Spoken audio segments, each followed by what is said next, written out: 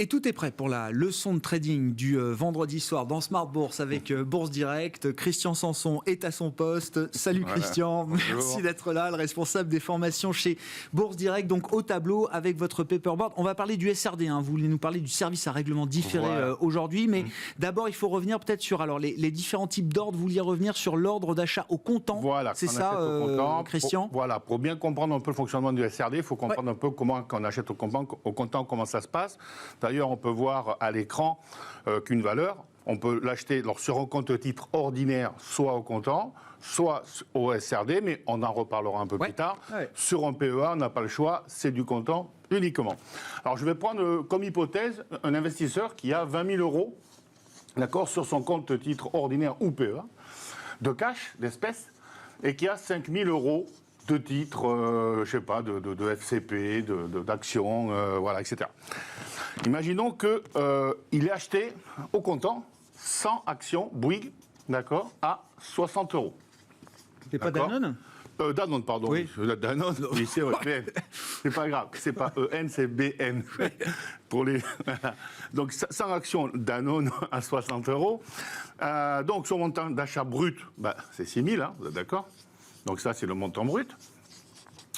Ensuite, il faut bien que Bourse Direct vive. Hein, donc, il y a les frais de Bourse Direct, 0,09%. Donc, ça fait 5,40 €. Voilà. Et quand on achète au comptant, en fait, certaines valeurs qui font partie du compartiment A, dont le siège social est en France. Alors, la liste, on peut la trouver sur le site des ministères des Finances, sur notre site aussi, ou sur le site de l'AMF. D'accord ? On doit payer à l'État la taxe des transactions financières, qui est de 0,3% du montant brut, donc 18 €. Voilà. Ah oui, j'avais pas en tête que c'était 0,3%. Pour moi, c'était 0,0 quelque chose, la TTF. Non, oui, elle est à 0,3%. Donc, si vous voulez, ça veut dire quoi ? Ça veut dire que demain, le compte espèce, cash, il sera de 20 000, moins tous les frais que je viens de citer, d'accord ? Et donc, ça nous mène à 13 976,60 €. D'ailleurs, petit calcul, le prix de revient unitaire qu'on appelle PRU fiscal pour l'investisseur, puisqu'il faudra bien qu'il fasse une déclaration d'impôt, qui est la différence entre le prix de vente et le prix d'achat. Le prix de revient fiscal, c'est tout simplement, pour lui, les 6 000 €. Alors là, plus tous les frais, d'accord ?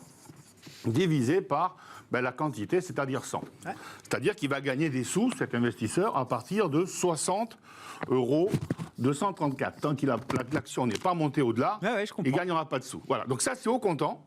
Et qu'on soit français ou étranger, etc., que ce soit un compte PEA ou pas PEA, on paye la TTF, et c'est comme ça que ça se passe. Alors maintenant, on peut faire la même chose, mais un SRD. Alors le SRD, ça va vous faire rigoler un peu, mais moi je compare ça un peu à un leasing avec option d'achat.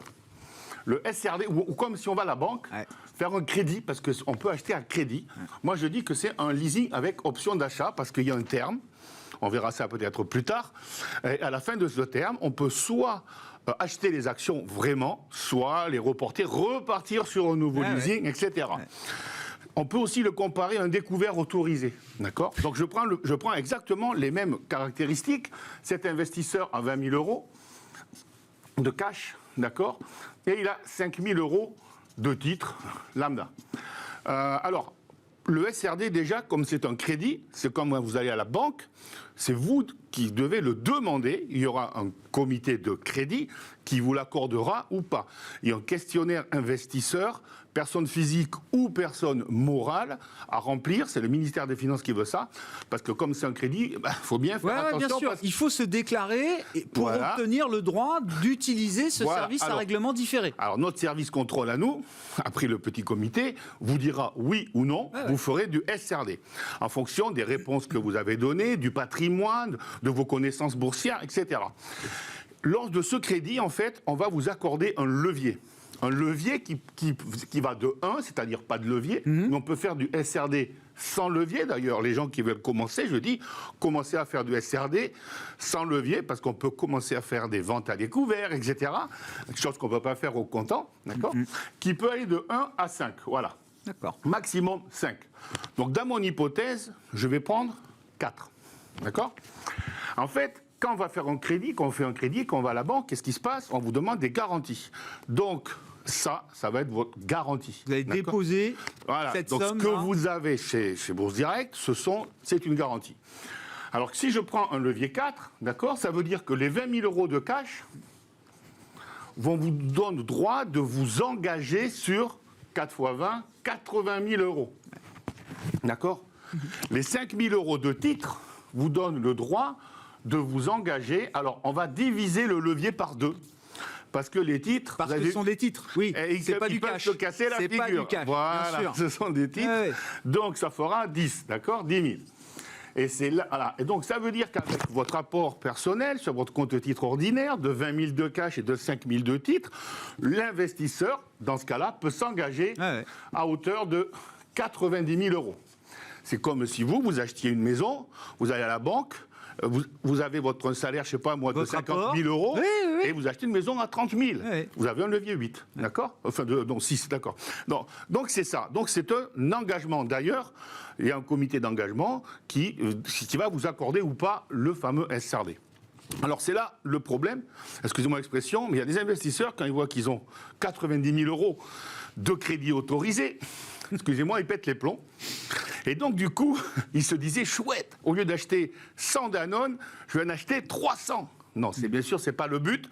On verra lors d'une formation ultérieure le risque de mettre tous les œufs dans le même panier. D'ailleurs, on ne peut pas aller plus de 70% sur la même valeur. Ça veut dire quand même que, je reviens à votre petit questionnaire qu'il faut envoyer aux autorités pour avoir le droit d'utiliser le SRD. C'est quand même un filtre efficace. Ça permet quand même de filtrer et de garder des investisseurs qui ont conscience des risques qu'ils vont prendre. C'est surtout, oui, pour évaluer un peu la situation financière et les connaissances. Voilà. Si vous arrivez chez Bourse Direct ou même ailleurs, vous dites, voilà, j'ai 2 000 euros, je veux un levier 5.